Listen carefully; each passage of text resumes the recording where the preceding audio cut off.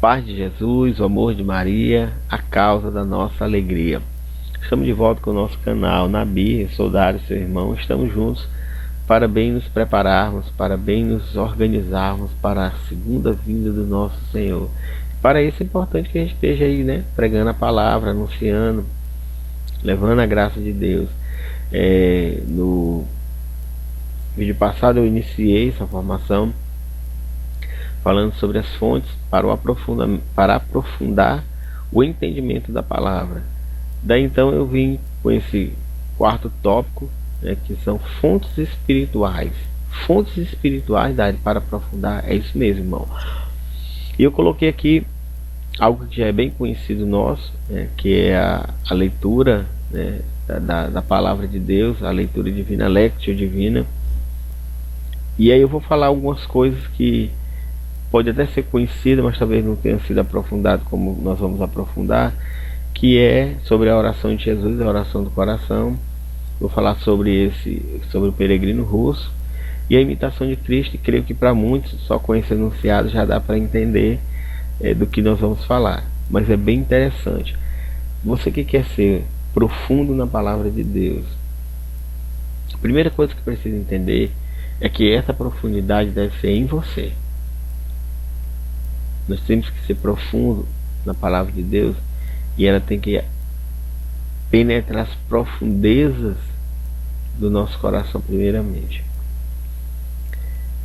Porque senão nós nos tornamos, como se você observar essas letras, elas têm um reflexo. Para baixo ela traz um reflexo que não é muito nítido, que não é muito claro, que dá só uma noção do que é o que tem em cima.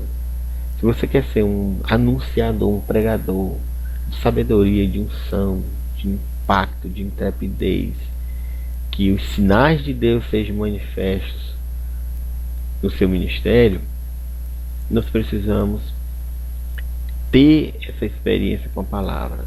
E aí nós vamos dar continuidade. A Lectio Divina é um método de oração muito praticado na igreja desde os seus primórdios, não é algo inventado, não é algo criado. Na verdade, até digo que ela foi evoluindo até chegar ao que chegou.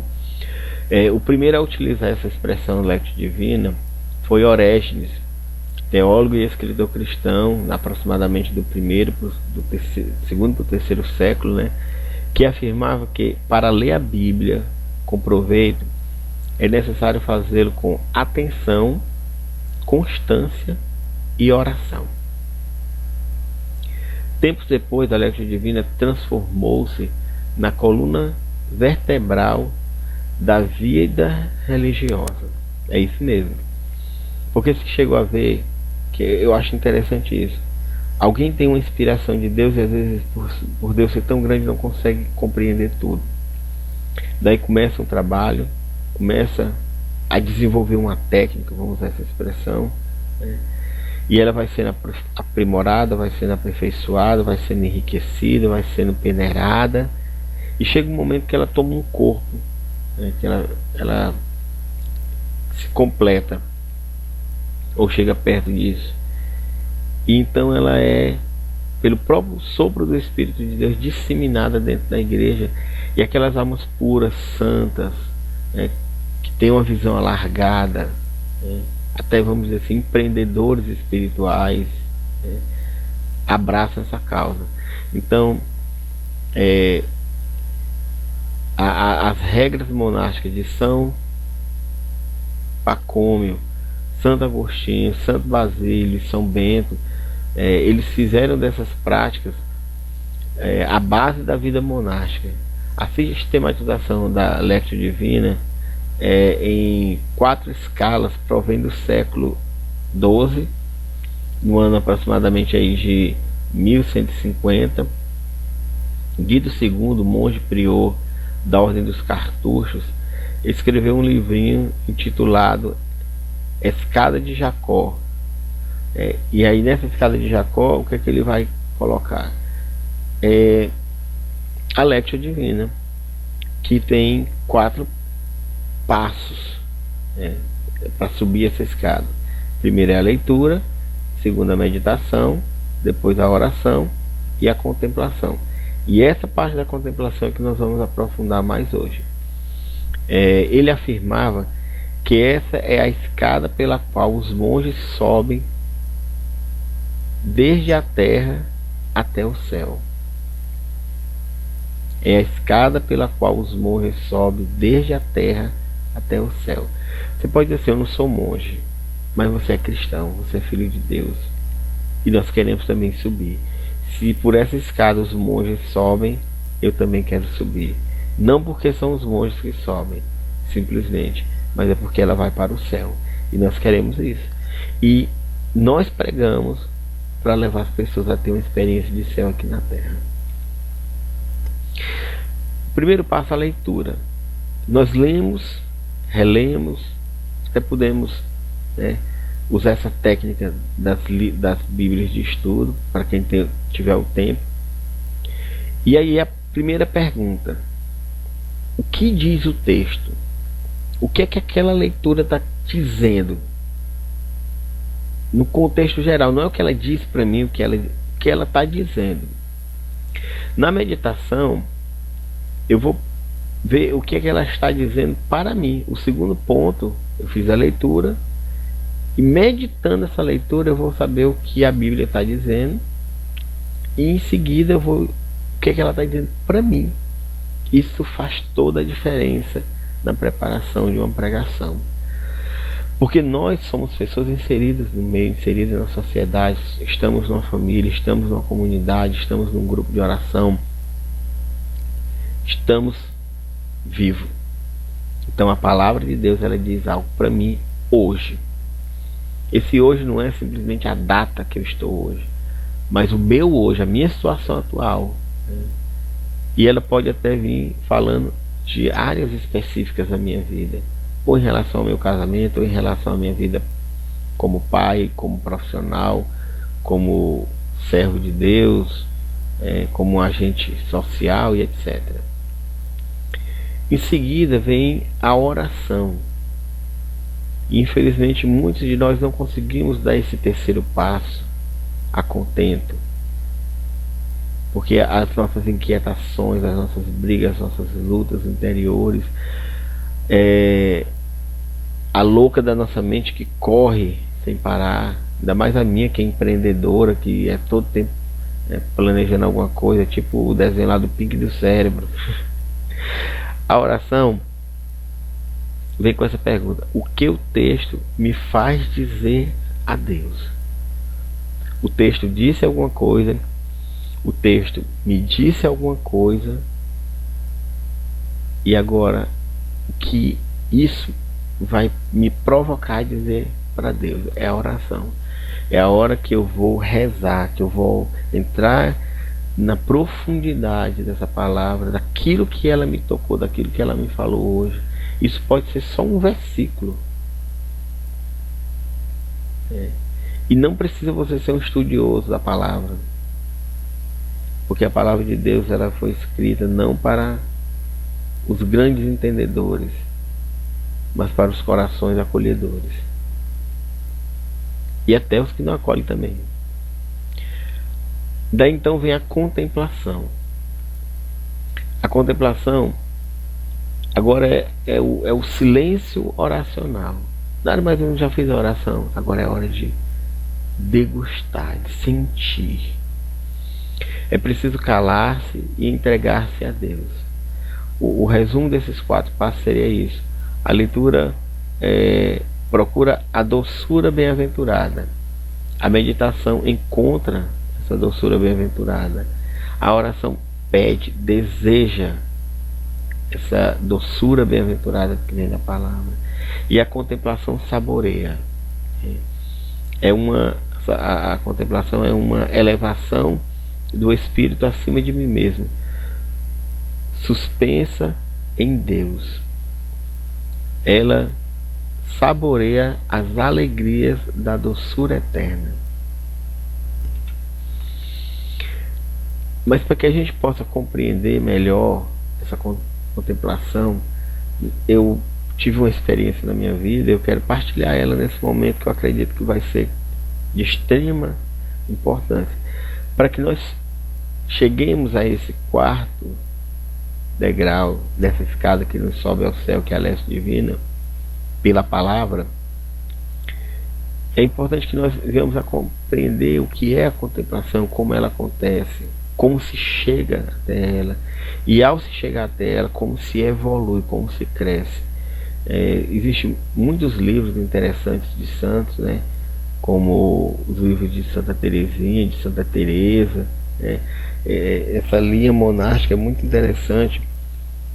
Aqui na minha região a gente tem o Carmelo, e aqui eu mesmo tive uma certa influência, e quem me levou para essa experiência foi uma irmã minha de caminhada.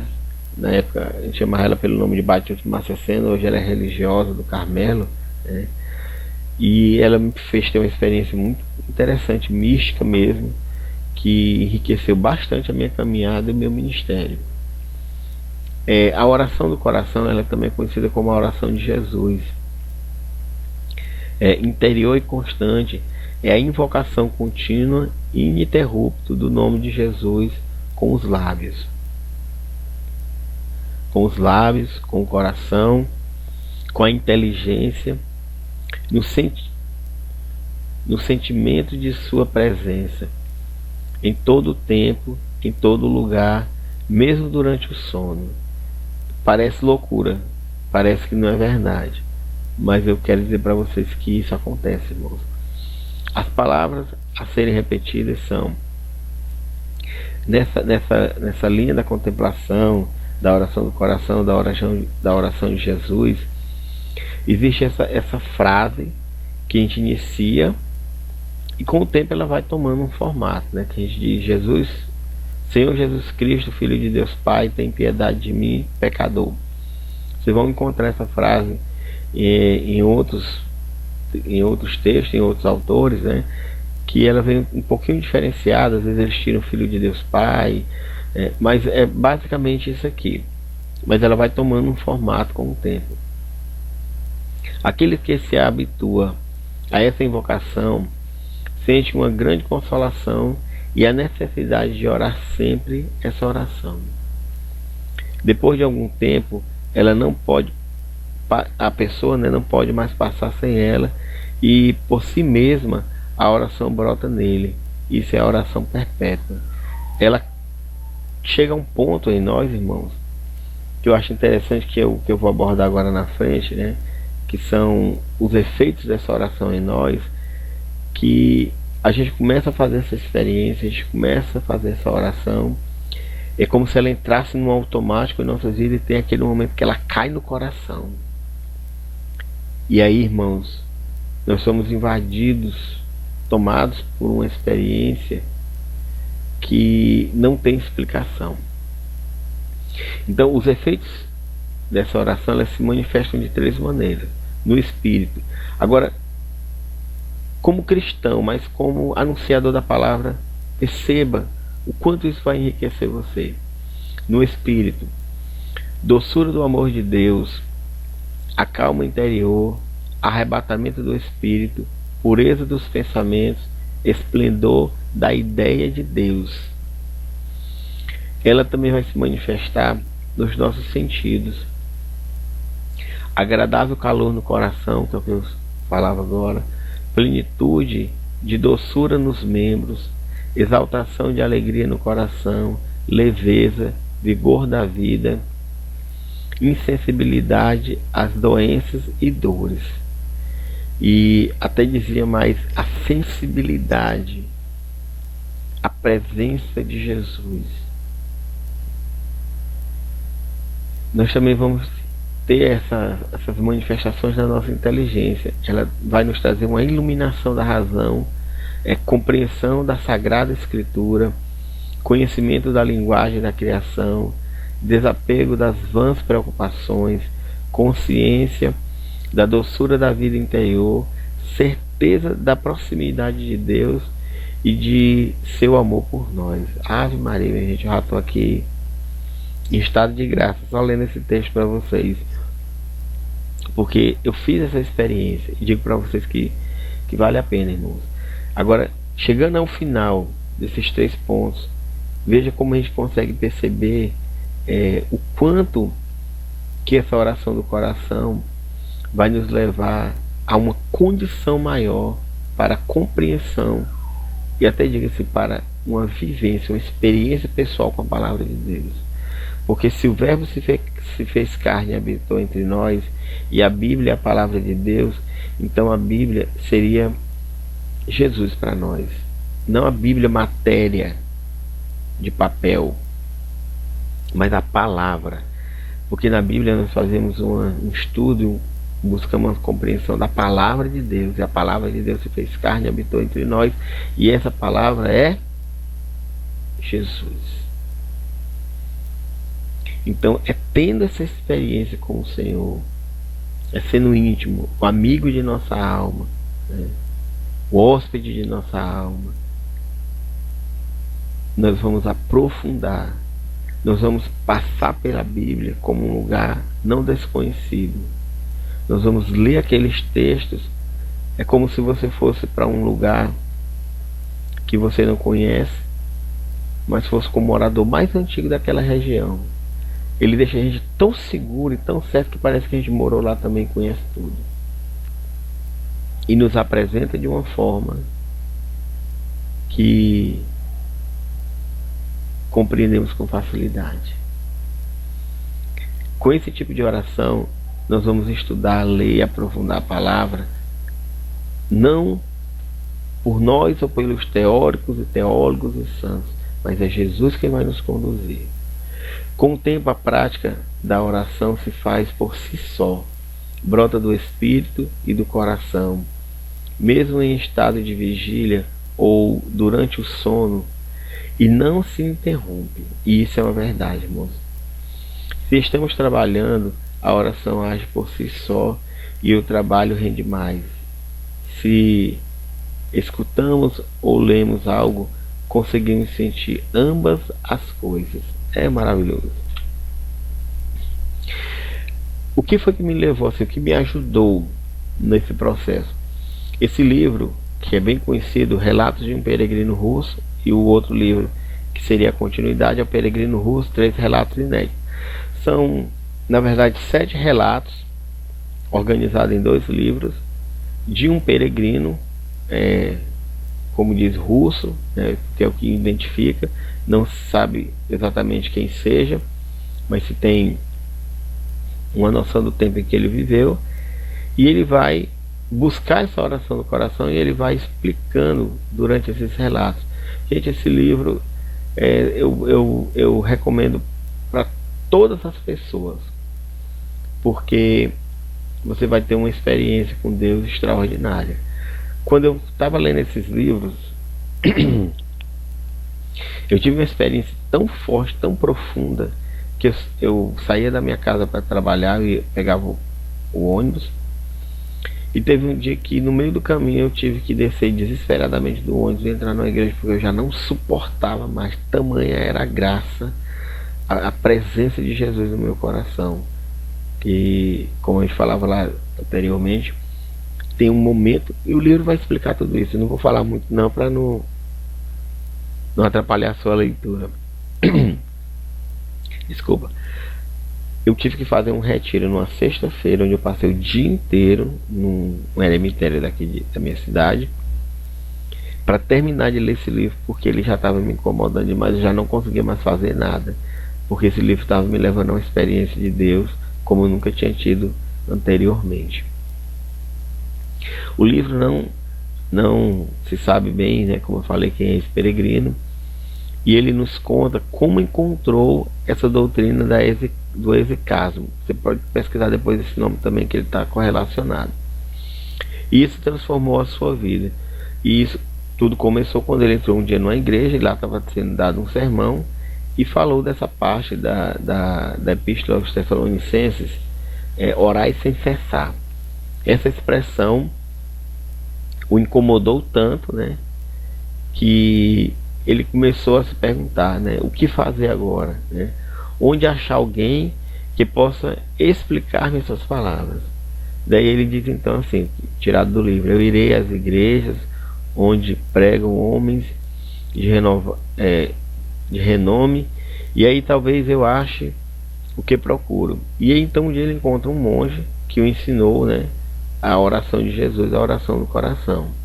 Esse monge lhe deu um livro chamado Filocalia, ou Filocalia como alguns chamam, que contém textos de 25 padres da igreja que tratam desta ciência da oração interior perpétua. Até quero dizer que esse livro também ele é da mesma coleção do Peregrino Russo, que é a Oração do Pobre, que você encontra nas livrarias católicas. Até recomendo que você tenha os três, né? E com essa experiência do Peregrino Russo, a gente chega na Imitação de Cristo, que é um livro também que era o livro de cabeceira de Santa Teresinha, né, como nós sabemos, que em outro momento eu posso estar falando mais sobre ele. Um livrinho de bolso que também nos ajuda bastante, nos prepara para a Santa Missa, para a comunhão, né? É um livro que você pode estar tirando passagens mesmo, abrindo ele no meio, como algumas pessoas chamam de roleta russa, né? Que vai estar dando, ou pode ler ele todo, mas não é um livro de estudo, é um livro de experiência de Deus, a Imitação de Cristo. Então recomendo isso, irmãos, que a gente possa crescer nessa graça, nessa bênção, que a gente possa crescer e produzir o fruto que Deus espera de nós. Vamos ficando por aqui com mais um tutorial. Que Deus nos abençoe. Peço aí que, se você gostou, vá divulgando o nosso canal, vá dando aí o seu joinha, vai se inscrevendo e vamos construir esse canal junto. Você pode entrar em contato comigo pelos contatos que eu deixo aí disponível, tanto Facebook como WhatsApp, pelo próprio canal. Nós vamos estar tentando aí estar respondendo. Que Deus nos abençoe a todos. Em nome do Pai, do Filho e do Espírito Santo. Amém.